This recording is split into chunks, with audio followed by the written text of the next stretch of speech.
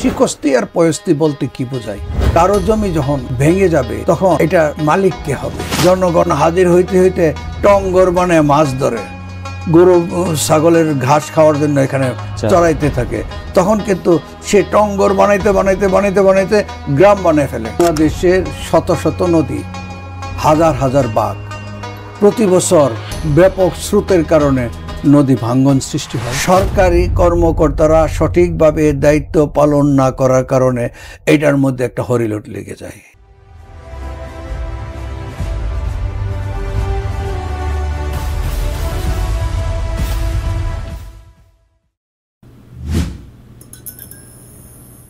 দর্শক শ্রোতা, আপনাদের সবাইকে স্বাগত জানাই হান্নান মিয়া স্যারের জনপ্রিয় অনুষ্ঠান হান্নান মিয়ার আইন পাঠ। আপনারা জানেন যে এই আলোচনায় হান্নান মিয়া স্যারের কাছ থেকে আমরা আইন বিষয়ক বিভিন্ন পরামর্শ এবং দিক নির্দেশনা পেয়ে থাকি। তারই ধারাবাহিকতায় আজ একটি বিশেষ পর্ব। এখানে জমিদারি অধিগ্রহণ ও প্রজাস্বত্ব আইনের আওতায় শিকস্তি এবং পয়স্তি নিয়ে স্যার বিশেষ আলোচনা করবেন। স্যার, আপনাকে স্বাগত জানাচ্ছি। স্যার, কেমন আছেন? ভালো আছি। স্যারকে আমরা এই পর্বে নদী শিকস্তি এবং পয়স্তি বিষয় উপস্থাপনের জন্য অনুরোধ জানাচ্ছি। ধন্যবাদ। সুপ্রিয় সহকর্মীবৃন্দ এবং সুপ্রিয় দর্শকবৃন্দ, আসসালামু আলাইকুম। রাষ্ট্রীয় অধিগ্রহণ ও প্রজাস্বত্ব আইন 1950-এর 86 এবং 87 নিয়ে আজকের এই বিষয়। 86-তে বলা হয়েছে নদীর শিকস্তি এবং 87-তে বলছে পয়স্তি। শিকস্তি আর পয়স্তি বলতে কি বোঝায়? শিকস্তি হলো বাংলাদেশের শত শত নদী, হাজার হাজার বাঁক, প্রতি বছর ব্যাপক স্রোতের কারণে নদী ভাঙ্গন সৃষ্টি হয় এবং দেখা যায় কয়েক বছর পরই সাধারণত বাংলাদেশের হিসাব করে দেখা গেছে প্রতি 30 বছরের মধ্যে আবার জাগে।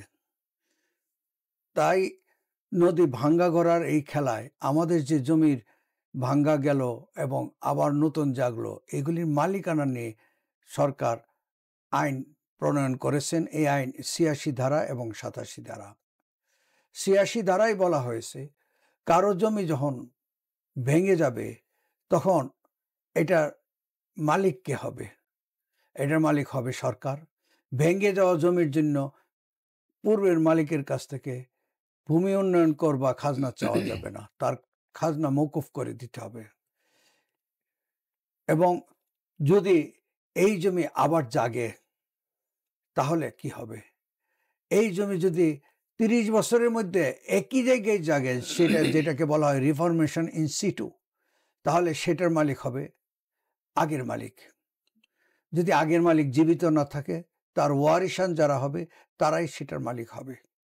আর যদি 30 বছরের পরে জাগে তাহলে এটার মালিক হবেন রাষ্ট্র। অবশ্যই সরকার এটার মালিক হবেন। রাষ্ট্রের পক্ষে সরকারের মালিকানা ভোগ করে থাকেন। এবং 30 বছর আগেই জাগলো কিন্তু ভিন্ন জায়গায় জাগলো, নদীর মাঝে গিয়া বা অন্য জায়গায় জাগলো, তাহলে এটা কিন্তু কখনোই ব্যক্তি মালিক হবে না, এটার মালিক হবে সরকার। যেটা 87 ধারাতে বলা হয়েছে নতুন চর জাগলে, সেটা নদী হোক সমুদ্রে হোক, নতুন চরের মালিক সব সময় সরকার হবে, এটার মালিকানা কেউ দাবি করতে পারবে না। আগে এটার বিধান ছিল ব্রিটিশ আমলে, যার জমির সাথে জাগবে সেই যতটুকুই জাগুক ততটুকুই সে মালিক হয়ে যাবে।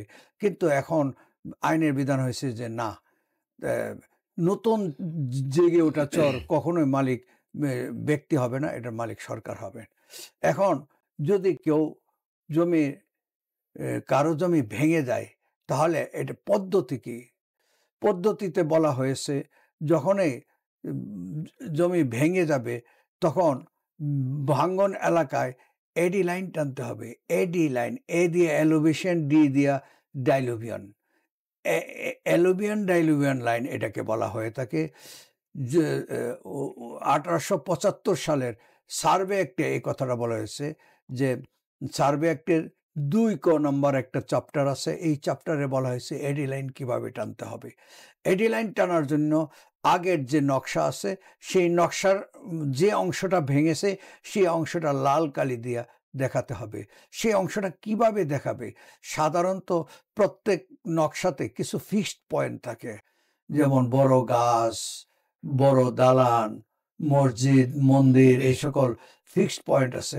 ফিক্সড পয়েন্ট থেকে পরিমাপ করে সেই সাগরের দিকে বা নদীর দিকে যে অংশটা ভেঙেছে সেই অংশটা পরিমাপ করবে কতটুকু ভেঙেছে, এবং নকশায় সেটা লাল কালি দিয়ে আলাদাভাবে চিহ্নিত করবে যে এতটুকু পরিমাণ জমি ভেঙেছে।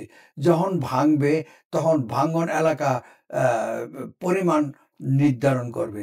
মনে করি আমার 40 বিঘা সম্পত্তি ভেঙে গিয়েছে, আছে হইলো আমার 60 বিঘা, তাহলে আমি এতদিন 60 বিঘার খাজনা দিতাম, আমাকে এখন 40 বিঘা ভেঙে গেছে, আমার তখন এই 60 বিঘা জমির আর খাজনা দিতে হবে না, বা আমাকে দিতে হবে 20 বিঘার, 40 বিঘার খাজনা কিন্তু মাফ হয়ে যাবে। সেই সাথে আবার কৃষি জমি যেহেতু 25 বিঘা পর্যন্ত খাজনা মওকুফ, সে যেহেতু 25 বিঘার নিচে নেমে গেছে, সেই দিক থেকে কিন্তু তার সম্পূর্ণ জমি মওকুফ হয়ে যাবে, খাজনা মওকুফ হয়ে যাবে। 20 বিঘার জন্য থাকলে 20 বিঘার জন্য খাজনা দিতে হয় না, এটা আলাদা একটা আইন আছে। 25 বিঘার নিচে কৃষি জমি হলে কৃষক পরিবারকে খাজনাতে মওকুফ করে দেওয়া হয়, কিন্তু কৃষক পরিবার না হলে কিন্তু খাজনা মওকুফ পায় না। সে যাক, সেটা ভিন্ন বিষয়, সেটার জন্য ভিন্ন এপিসোডে ভিন্নভাবে আলোচনা করা হয়েছে ইতিপূর্বে, এইখানে আর আলোচনা করলাম না। সেটা হলো এবং এইটা করে তিনি একটি কেস নথি সৃজন করবেন, সৃজন করিয়া সার্ভেয়ারকে বলবেন এটাকে এডি লাইন টানার জন্য। সার্ভেয়ার এডি লাইন টেনে পরিমাপটা নির্ণয় করিয়া কতটুক পরিমাণ ভাঙা গিয়েছে সেটা লিখবেন। তার প্রতিবেদনে 7টি তথ্য থাকবে।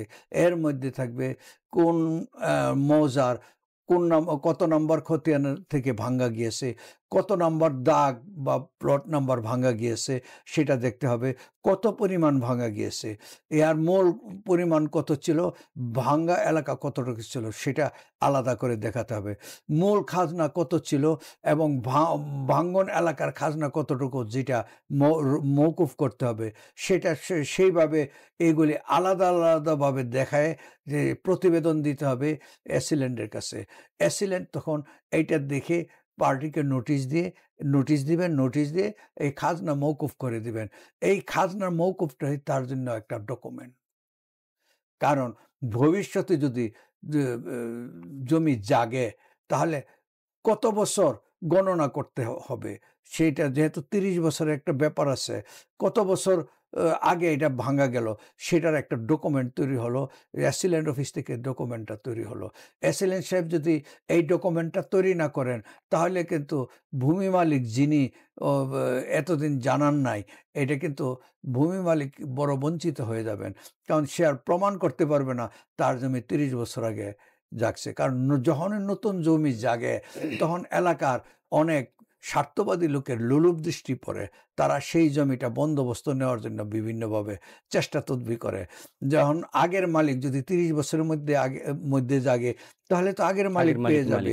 আগের মালিককে বঞ্চিত করার জন্য তারা বলে না 40 বছর পরে জাগছে, 50 বছর পরে জাগছে। কিন্তু এই ধরনের মিথ্যা ওজোরা প্রতীক থেকে বাঁচতে হলে ওই যে অ্যাসিল্যান্ড সাহেব যে এডি লাইন টানার যে নোটিশটা দিয়েছিল, এই নোটিশটাই হবে সময় গণনার একমাত্র ভিত্তি। পত্রিকার খবর টবর দিলে এগুলি সাধারণত কেউ মানে না, এটা কোনো আইনের ভিত্তি না, কিন্তু অ্যাসিল্যান্ড সাহেবের চিঠিটাই আইনের ভিত্তি। এই ভিত্তিটা ধরেই কিন্তু তাকে সুবিধা দিতে হবে। এই জন্য আমি অ্যাসিল্যান্ড সাহেবদেরকে এবং ভূমি কর্মকর্তাদের বিভিন্ন ক্লাসে, বিভিন্ন জায়গায়, বিভিন্ন লেকচারে বলে থাকি, এটা একটা জনহিতকর কাজ। সাধারণ মানুষ বুঝে না যে জমি ভেঙে গেলে এটাতে তার মালিকানা চলে যায় এবং সরকারের মালিকানায় চলে যায়। দেখা গেল সে খাজনা না দিয়েই এই 30 বছর পার করে দিয়েছে, খাজনা দিয়েও অনেকে করে কি ভেঙে যাওয়া নদীর খাজনা দেওয়া বলবৎ রাখে। পরে 30 বছর পরে আবার যখন জাগে তখন এলাকার লোলুপ দৃষ্টি যাদের আছে, স্বার্থবাদী লোকেরা এসে বলে সে খাজনা দিল কেন, ভাঙ্গা জমি খাজনা দেওয়া ঠিক না, এটা বেআইনি হয়েছে, অতএব নতুন জায়গায় ওটা জমি যেটা 50 বছর পরে যাচ্ছে তারা দাবি করে এটা বন্দোবস্ত দেওয়া হোক, সে মালিক আর পূর্বের মালিক আর ফেরত পাবে না। এটা কিন্তু খুব ভয়ঙ্কর একটা ব্যাপার। এডি লাইন টানা যদি টানতে হয় তখন লাল কালি দিয়ে ভাঙ্গন এলাকা দেখাতে হয়, আর নতুন এলাকা জাগলে সেটা নীল কালি দিয়ে নকশার মধ্যে দেখাতে হয়। কত স্কেলে করবে, যে নকশার উপরে এডি লাইনটা টানবে বিদ্যমান নকশা, সেই নকশা যে স্কেলে আছে এডি লাইনও সেই স্কেলেই টানতে হবে, যাতে নকশার মধ্যে দুই স্কেল গরমিল না হয়। এটা আমাদের সার্ভেয়ার সাহেবরা এটা ভালো জানেন, কিন্তু আমাদের ভূমি কর্মকর্তা যারা আছেন, যারা সার্ভেয়ার নন, তাদেরকে এটা জানতে হবে, সার্ভেয়ারদেরকে গাইড করতে হবে তারা যাতে সঠিকভাবে এটাতে যখন জাগবে তখন এসিলেন্ট সাহেব কি করবে। যখন জাগবে তখন এসিলেন্ট সাহেব এটার জমির দখল নেবেন। দখল নিয়ে তিনি এটা আবার একটা এডি লাইনটাই না, এডি লাইন আগের লাল দাগের ছিল, এখন যাচ্ছে এখন নীল দাগের, আবার এডি লাইন টানবে। তখন একটা কেস নথি সিজন করে এসিলেন্ট সাহেব সার্ভেয়ারকে দিয়া এটা একটা এডি লাইন টানবেন, মানে ডেলিভিয়ান লাইন হয়তো 30 বছর আগে তৈরি করেছিল, এখন নীল কালি দিয়ে এটার উপরে আবার জেগে ওঠা অংশ। রিফরমেশন ইন সিটু কি বোঝায়? স্বস্থানে পুনঃ উদ্ভব। একই জায়গায় যদি জাগে সেটাকে স্বস্থানে পুনঃ উদ্ভব বোঝায়। কিন্তু দেখা গেল 40 শতক ভাঙছিল, জাগছে 100 শতক, এর মধ্যে 40 শতক তিনি দাবি করবেন, বাকি অংশ কিন্তু সরকারের, এটাতে তিনি দাবি করতে পারবেন না। তাহলে এখানে কিন্তু এডি লাইন বোঝাই যাবে লাল কালির হু অংশ কতটুকু জাগছে, লাল কালির বাইরে যেটা জাগছে সেটা নিয়ে কিন্তু কোনো কারো দাবি থাকবে না। সেটা যখন এডি লাইন টানার পর যতটুকু জাগছে সেটা নিয়ে তিনি এসিলেন্ট সাহেব একটা গণবিজ্ঞপ্তি দিবেন এলাকায়। গণবিজ্ঞপ্তি মানে ইউনিয়ন পরিষদ, tehsil office, block supervisor office, sub registry office, থানা, এই সকল জায়গাতে নোটিশ দিতে হয় এই জমি জাগছে, স্বস্থানে পুনঃ হয়েছে 40 বিঘা আর 60 বিঘা হয়েছে নতুন জায়গায়, এ বিষয়ে কারো কোনো দাবি আছে কিনা। মনে করি যে লোকের জমি ভাঙছিল সেই লোক কিন্তু মারা গিয়েছে, তার নাতিপুতি আছে, তারা তখন ওই যে চিঠিটা দিয়েছিল এসিলেন্ট সাহেব, খাজনা মৌকুফের চিঠিটা, এই চিঠির প্রমাণ নিয়ে এসিলেন্ট সাহেবকে বলবে এই যে দেখেন প্রমাণ, আমার এই জমি জাগছে 29 বছর হয়ে গেছে, 29 বছরের মধ্যে জাগছে, সেটা কিন্তু তার, এবং তাকে এটা আবার ফেরত দেওয়া হবে বিনা পয়সায়। এটার জন্য কোনো পয়সা লাগবে না। কেস নথি সিজন করিয়া, হিয়ারিং করিয়া এবং এলাকার তদন্ত করিয়া যখন দেখা যাবে যে জমিটা তারই, কারণ আগের রেকর্ড তো আছেই, আগের নকশা আছে, আগের নকশার সাথে মিলায় দেখবে তার জমি সঠিকভাবে উঠছে কিনা, যদি উঠে থাকে তাকে সেই জমি দিয়ে দেবে। বাকি যে জমি থাকবে সেটা থাকবে সরকারের খাস। সরকারের খাস এর আগের পর্বে বলেছি কিভাবে খাস জমি বন্দোবস্ত দিতে হয়, সেটা সেভাবে করবে। কিন্তু এই কাজ যখন করবে, তিনি যে এডি লাইন টানলেন, অ্যালুভিয়ান ডাইলুভিয়ান লাইন টানলেন, এটার পরে কিন্তু নতুন যে জায়গা জাগলো সেটা কিন্তু পরিমাপ করা খুব কঠিন কাজ। এই কঠিন কাজটা সম্পন্ন করার জন্য এসিলেন্ট সাহেব জেলা প্রশাসকের মাধ্যমে দিয়ারা জরিপের প্রস্তাব দিবেন। দিয়ারা জরিপ হইলে বন্দোবস্ত দেওয়া যাবে, নতুবা বন্দোবস্ত দেওয়া যাবে না। এখন আসে পয়স্তি হইল। পয়স্তি কি? সে আগের ভাঙ্গন এলাকায় জাগে নাই, নতুন জায়গায় জাগছে, নদীর মধ্যে, সাগরের মধ্যে, সেটা হলো 87 ধারায় বর্ণিত পয়স্তি, জেগে ওঠা জমিকে বলা হয় পয়স্তি। এই পয়স্তি হলো তাহলে এটা 100% সরকারের মালিকানা, এখানে অন্য কারো মালিকানা নাই। তারপরে আছে পূর্বের ভাঙ্গন এলাকায় জাগলো, কিন্তু 30 বছরের পরে, 40 বছর 50 বছর পরে জাগছে, সেটার মালিকানা কিন্তু কেউ আর পূর্বের মালিক দাবি করতে পারবে না, সেটার মালিকানাও কিন্তু সরকারের। যখন জাগবে তখন সাথে সাথেই এইখানে সরকারের পক্ষে নোটিশ টানিয়ে দেওয়া হবে, তহসিলদারের মাধ্যমে এসিলেন্ট সাহেব নোটিশ টানিয়ে দিতে হবে, ইয়া সরকারি সম্পত্তি, এবং ঘোষণা এটা প্রকাশ করবে।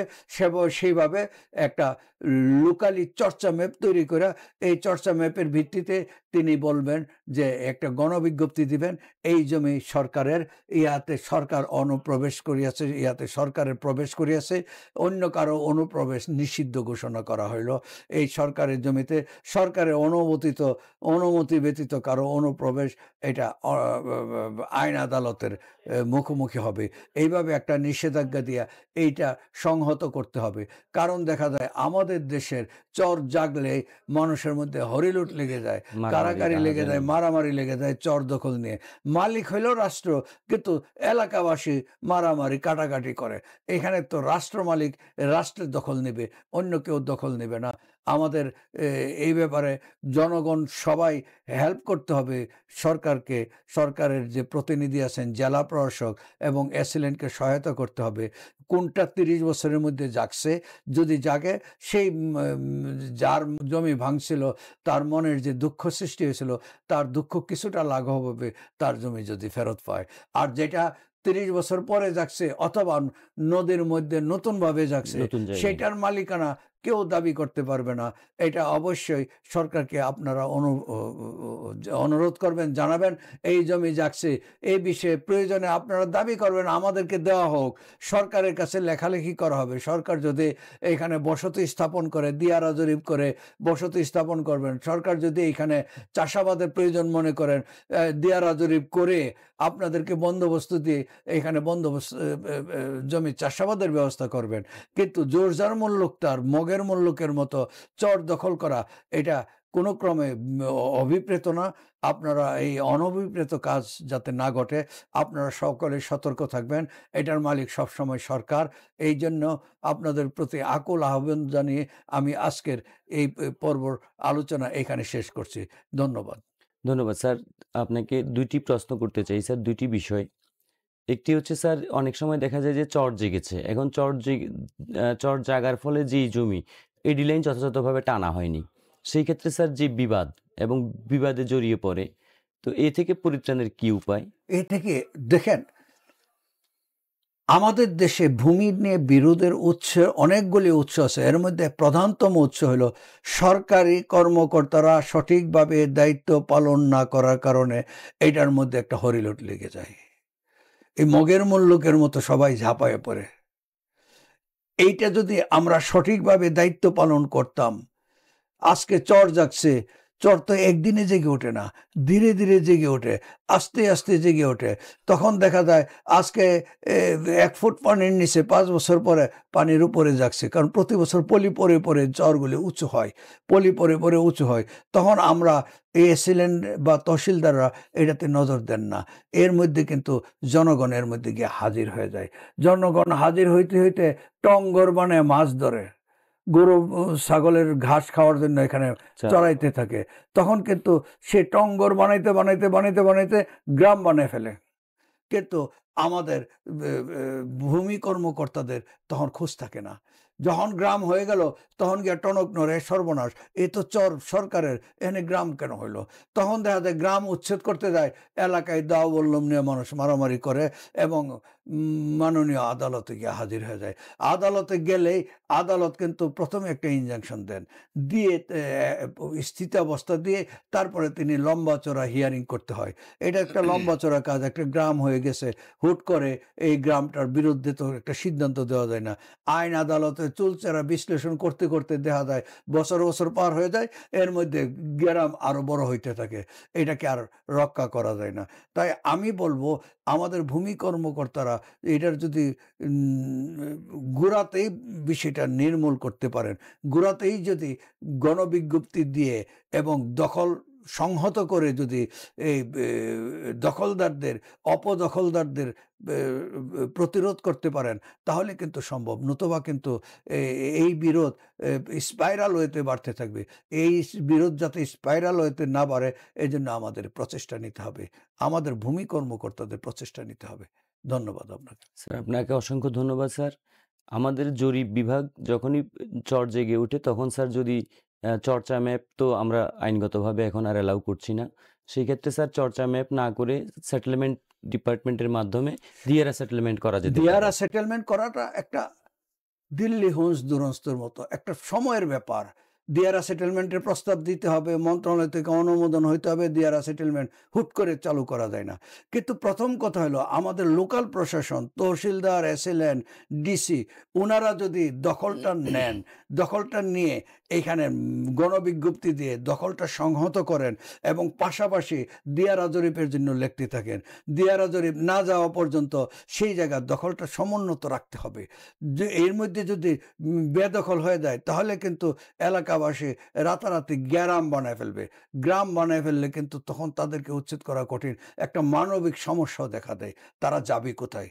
তারা কষ্ট করে সাধারণত গরিব মানুষদেরকে দিয়ে গ্রামগুলি বানানো হয়। যোদ্ধার লোকেরা তার নিজস্ব গরিব মানুষ তাদেরকে দিয়ে কাজ করা হয়। তাদেরকে জমির পত্তন নিয়ে ইজারা দিয়া তারা কাজগুলি করে, অবৈধ আয়ের ব্যবস্থা করে।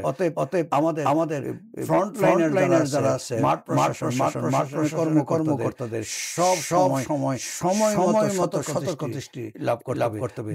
জরিপ সময়ের ব্যাপার। জরিপ আসলে জরিপের কাজ করবে। তার আগে কিন্তু দখল সংহত করতে হবে। ধন্যবাদ আপনাকে স্যার। আপনাকে ধন্যবাদ। দর্শক শ্রোতা, আপনারা স্যারের এই আলোচনা থেকে আশা করি দিয়ারা জরিপ এবং নদী শিকস্তি এবং পয়স্তি জমি বিষয়ে আপনারা সার্বিক ধারণা পেলেন। এর বাইরেও যদি আপনাদের কোনো জিজ্ঞাসা থেকে থাকে আমাদেরকে জানাবেন। আমাদের কন্টেন্টের নিচে আপনারা কমেন্ট করতে পারেন। স্যার রেগুলার সেই কমেন্টগুলো শোনেন এবং তার উত্তর দিয়ে থাকেন। তো আপনারা যে যেখানে শুনছেন আপনাদের সকলকে ধন্যবাদ এবং আগামী পর্ব দেখার আমন্ত্রণ জানিয়ে আজ এই পর্ব এখানেই সমাপ্ত করছি। ভালো থাকুন, সুস্থ থাকুন। আসসালামু আলাইকুম। কেউ যদি 60 বিঘার উপরে সিলিং বহির্ভূত জমি রাখেন, তার জমি সরাসরি সরকার বরাবরে বাজেয়াপ্ত হয়ে যাবে। তাহলে কি এ দেশে বড় বড় প্রকল্প হবে?